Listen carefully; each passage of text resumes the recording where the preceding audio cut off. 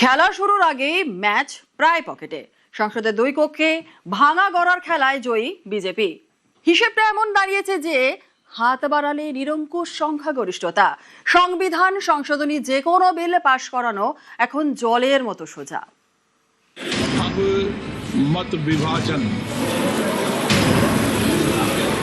এপ্রিলের 16 থেকে 18 তারিখ বসেছিল সংসদের বিশেষ অধিবেশন, কিন্তু সংবিধানের 131তম সংশোধনী পাশ করাতে পারেনি কেন্দ্রীয় সরকার।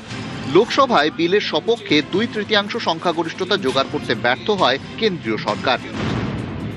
সেই ঘটনার 3 মাস 3 দিন পর সংসদে বাদল অধিবেশন শুরু হচ্ছে এবং সংসদের ভেতরের অঙ্কটা আমূল বদলে গিয়েছে। দিল্লির রাজনীতিতে কান পাতলেই শোনা যাচ্ছে একটাই গুঞ্জন, মিশন 360। কি এই মিশন 360? লোকসভার মোট আসন 543, তার মধ্যে বর্তমানে কার্যকরী আসন 540। 2/3 সংখ্যাগরিষ্ঠতা হচ্ছে 360। এপ্রিলে 360 সাংসদের সমর্থন আদায় করতে পারেনি কেন্দ্রীয় সরকার। এবার পরিস্থিতি কেমন? 2024 লোকসভা নির্বাচন অনুযায়ী সংসদে এনডিএর মোট আসন 293,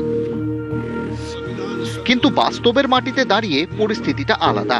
বিশেষ করে পশ্চিমবঙ্গে তৃণমূলের হারের পর পরিস্থিতি আরো বদলে গিয়েছে। কাকলি ঘোষ দস্তিদারের নেতৃত্বে তৃণমূলের 20 জন লোকসভা সাংসদ ত্রিপুরার আঞ্চলিক দল এনসিপিআইতে যোগ দিয়েছেন এবং এনসিপিআই এনডিএকে সমর্থনের কথা স্পিকারকে জানিয়ে দিয়েছে। তার সঙ্গে উদ্ধবপন্থী শিবসেনার 6 সাংসদ একনাথ শিন্ডের শিবিরে চলে গিয়ে এনডিএর শরিক হয়ে গিয়েছেন। ফলে এনডিএ বেড়ে দাঁড়িয়েছে 319-এ। এই অঙ্কের ওপর আরও অঙ্ক রয়েছে।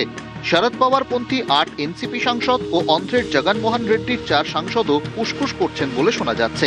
তাদের যোগ করলে আরে বহরে এনডিএ দাঁড়াচ্ছে 331-এ।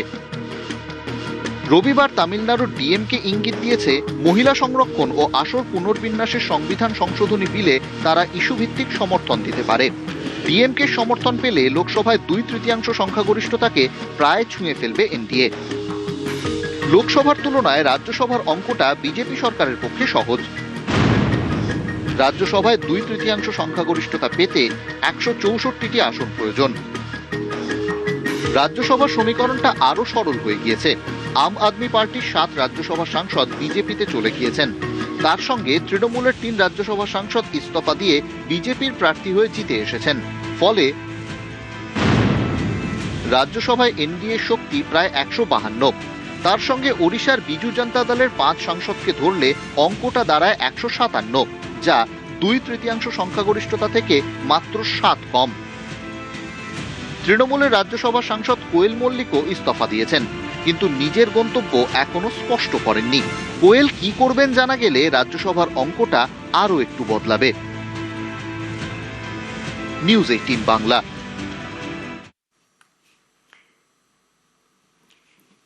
সন্তোষ মিত্র স্কোয়ারের দুর্গাপুজোর থিম বন্দে মাতারাম।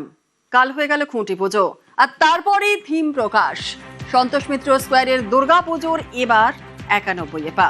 বন্দে মাতারামের 150 বছর, আর তার সঙ্গে শ্যামাপ্রসাদ মুখোপাধ্যায়ের 125তম জন্মজয়ন্তী। সব নিয়েই সন্তোষ মিত্র স্কোয়ারের পুজোর থিম।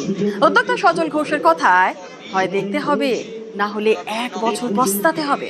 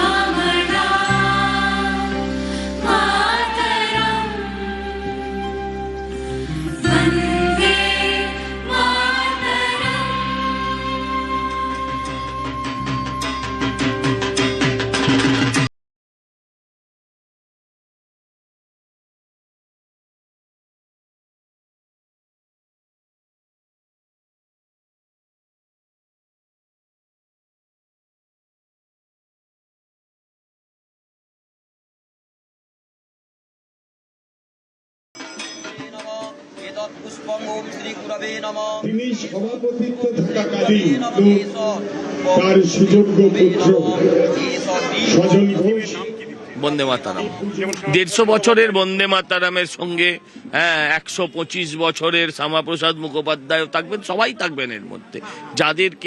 যাদের থাকার কথা তারা সবাই থাকবেন এই সব।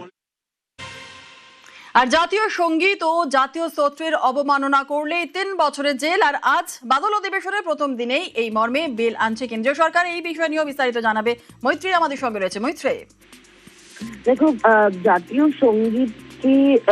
সঙ্গীত বা রাষ্ট্রগীত বন্দে মাতরমকে জাতীয় সঙ্গীত জনগণমন সমমর্যাদা দিতে আজকে বাদল অধিবেশনের প্রথম দিনেই সংশোধনী বিল আনার সিদ্ধান্ত নিয়েছে কেন্দ্র, এবং আজকে অমিত শাহ সেই বিল পেশ করতে চলেছেন রাজ্যসভায়। এই জাতীয় সম্মান আইনের সংশোধনের পর যে মর্যাদা জনগণমন পেত, সেই মর্যাদাই কিন্তু বন্দে মাতরমও পেতে চলেছে। অর্থাৎ জাতীয় সঙ্গীত, জাতীয় প্রতীক এমনকি সংবিধান তার অবমাননা করলে 3 বছর পর্যন্ত ফৌজদারি শাস্তির মুখেও পড়তে হতে পারে অবমাননাকারীকে। সেই বিলেরই কিন্তু আজকে পেশ করতে চলেছেন অমিত শাহ রাজ্যসভায়। একেবারে সঙ্গে থাকো মৈত্রী। আমাদের ফান্ডামেন্টাল ডিউটি জাতীয় সঙ্গীতকে, জাতীয় গানকে সম্মান দেওয়া। আমাদের রাজ্যে তো গুন্ডা দমন আইন ছিল, তারপরে তো গুন্ডামি হয়েছে, তাই রাজ্য সরকারকে নতুন করে গুন্ডা দমন আইনে কিছু সংযোজন করতে হয়েছে। তেমন ওই যে 1971 সালের আইন, সে আইনে নিশ্চয়ই কিছু সংশোধনের কথা ভাবছে, যাতে করে জাতীয় গানকে ভারতবাসীর প্রত্যেকটা 140 কোটি ভারতবাসী ধর্ম, জাতি, বর্ণ নির্বিশেষে তারা যাতে মান্যতা দেয়, সম্মান দেয়।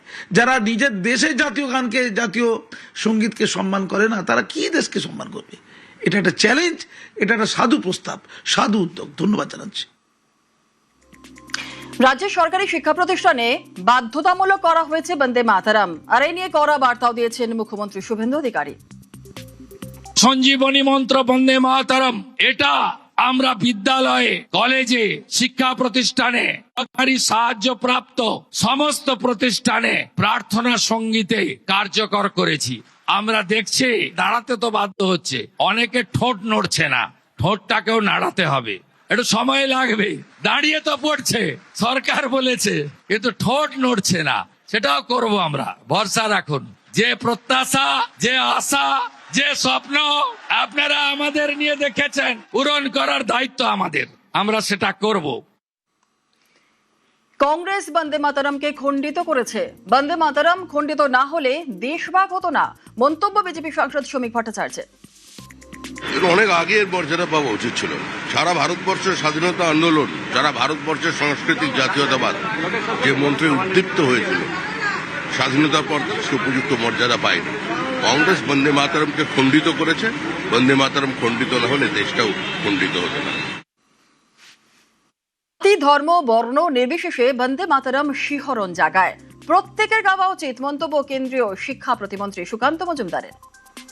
বন্দে মাতরম ভারতবর্ষের স্বাধীনতা আন্দোলনে অত্যন্ত গুরুত্বপূর্ণ ভূমিকা পালন করেছে, এবং বন্দে মাতরম এমন একটা গান, জাতি, বর্ণ, ধর্ম নির্বিশেষে যে গান গাইলে পরে দেহের মধ্যে, মনের মধ্যে শিহরণ তৈরি হয়, দেশমাতৃকার প্রতি মাতৃত্ববোধ, শ্রদ্ধাবোধ জাগে। আর এই নিয়ে দিলীপ ঘোষ কি মন্তব্য করেছেন শোনাবো। এটা কম্পালসারি করা উচিত, কারণ জাতীয় পতাকা থেকে জাতীয় সঙ্গীত, জাতীয় প্রতীককে নিয়ে এখানে অনেক হাসি মজাক করা হয়, সে অধিকার কারো নাই। রাষ্ট্র সর্বোপরি, এটা আমাদেরকে শেখাতে হবে, আর যে মানবে না তার জন্য আইনি ব্যবস্থা হবে।